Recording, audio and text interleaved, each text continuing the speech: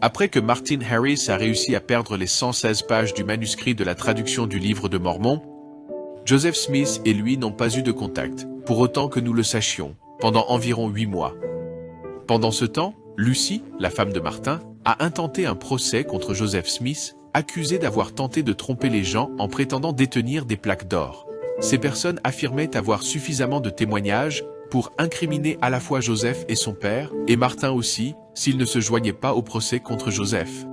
Cette situation a incité Martin à se rendre à Harmony, en Pennsylvanie, pour rencontrer Joseph.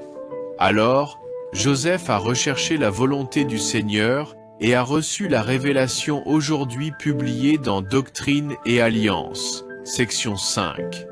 Dans cette révélation, le Seigneur a reconnu que mon serviteur Martin Harris a désiré de moi le témoignage que toi, mon serviteur Joseph Smith, fils, tu as reçu les plaques dont tu as attesté et rendu témoignage que tu les as reçues de moi. Le Seigneur a alors promis à Martin, s'il Martin se prosterne devant moi et s'humilie en une prière et une foi fervente, dans la sincérité de son cœur, alors je lui accorderai la vision de ce qu'il désire voir.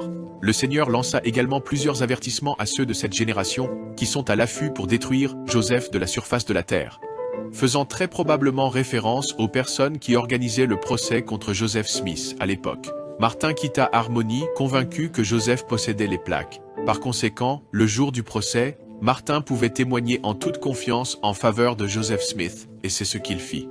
Martin témoigna avec hardiesse, détermination et force, disant « Je peux jurer que Joseph Smith n'a jamais obtenu $1 de moi par persuasion depuis que Dieu m'a créé. » Puis, rappelant les avertissements du Seigneur dans Doctrine et Alliance 5, il déclara « Et quant aux plaques qu'il prétend avoir, messieurs, si vous ne le croyez pas, et si vous continuez à résister à la vérité, elles seront un jour le moyen de damner vos âmes. » La révélation du Seigneur a donné confiance à Martin, et bien qu'il n'ait pas encore vu les plaques, il a montré sa foi dans les promesses du Seigneur.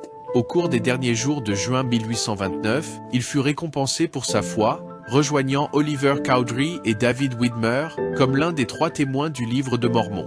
Martin, comme les autres, est resté fidèle à son témoignage jusqu'à la fin de sa longue vie. Et maintenant vous savez pourquoi.